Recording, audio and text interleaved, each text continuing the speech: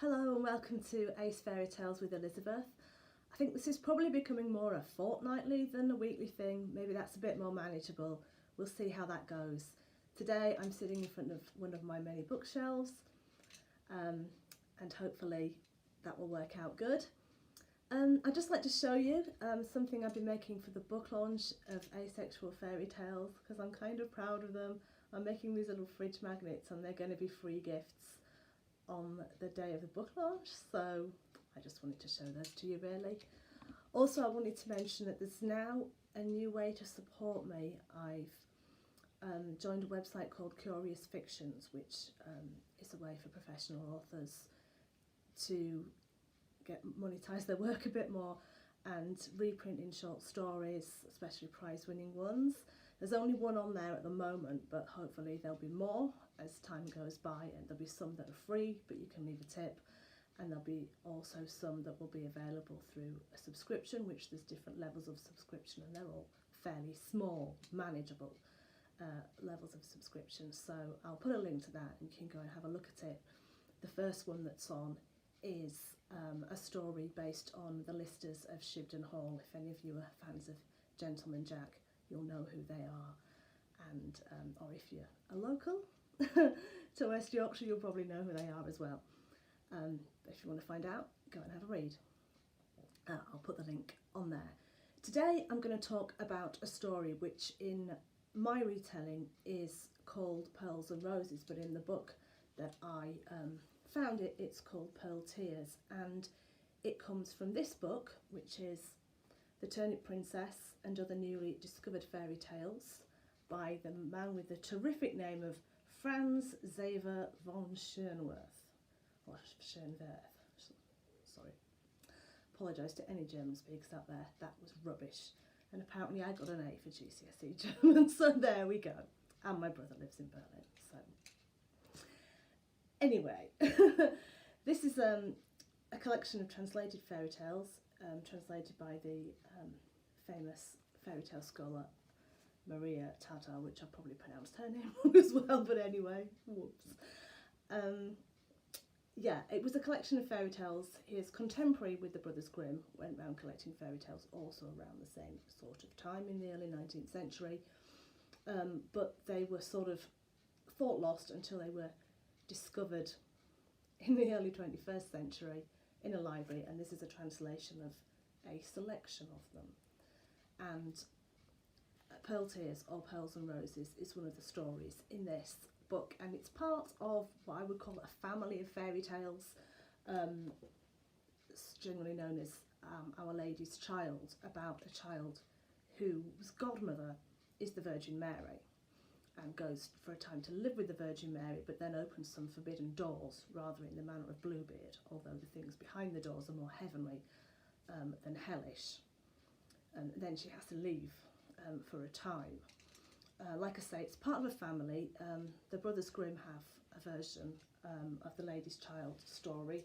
There's also a version in the Norse Scandinavian collection East of the Sun and West of the Moon, where in my version it's called The Lassie and Her Godmother, in this quite Edwardian translation that I've got. Beautiful picture there. Ta-da!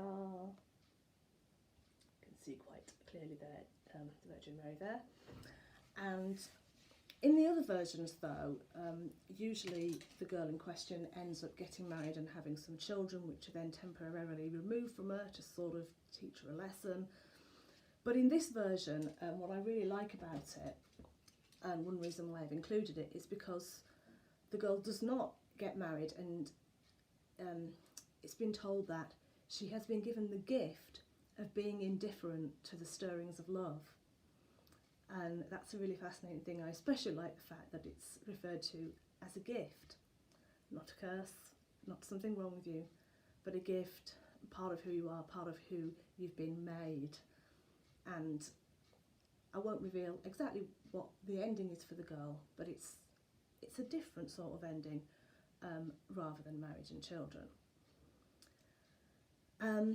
This also is important to me as an ace fairy tale, not just for that reason, but also because of it being including the Virgin Mary, which for me, she's one of my kind of asexual icons, along with some others, such as Sir Galahad, who also appears in the Asexual Fairy Tale collection. And I say, when I went to Notre Dame 5 years ago, it was very much a sort of personal pilgrimage. I am religious, I am a Christian, but it was more of a personal pilgrimage than a religious pilgrimage for me, because of my ace identification. It seemed important to me, so obviously it's been very tragic, the fire that's occurred in Notre Dame, and we do pray that it will get rebuilt again, because it's a very important symbolic heart, not just for Parisians but for lots of other people too.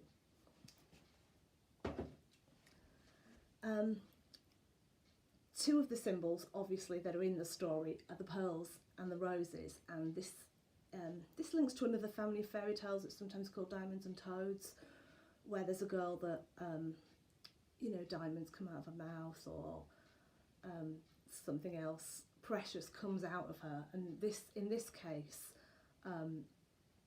pearls, her tears are pearls, and roses come out of her mouth.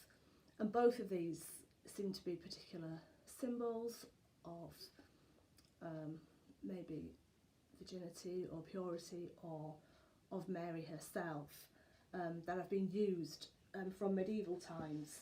I'd like to point you to a medieval poem, which is from the same manuscript as Sir Gawain and the Green Knight, which you might have heard of, because it's been translated by various people, Tolkien, Simon Armitage, and other well-known figures.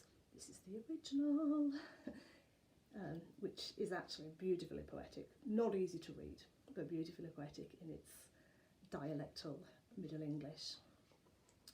But another poem in the story is called Pearl, and it's about a man whose young daughter, very young, 2 years old I think, has died, and he's grieving for her, and then he goes into this sort of dream vision poetry, which was very much a thing in medieval times and in ancient times as well, actually, where he goes to heaven and he encounters her in her heavenly state, where she's one of a whole train of white-clad virgins following Virgin Mary around, and that he calls her his precious pearl, and there's a lot of reference to pearls in that, and that's something I was thinking about when I was doing my retelling. I was also thinking about the symbolism of the rose, which has been used for so many symbols. Got this whole book about roses, but it has been used in a sacred way, and obviously one of the ways you can see there has been used with the Virgin Mary, and obviously for the rosary, but obviously for lots of other things as well, particularly in the Middle Ages. So that's some of the symbolism that's in that story that I find very interesting. And I hope you find it interesting too. I will put everything on the links again, and we've just signed off on the final cover proof of Asexual Fairy Tales, so we hopefully should be moving into some marketing stuff soon, and maybe moving into a cover reveal, which will be very exciting when it happens. So I'll see you later. Happy reading. Bye.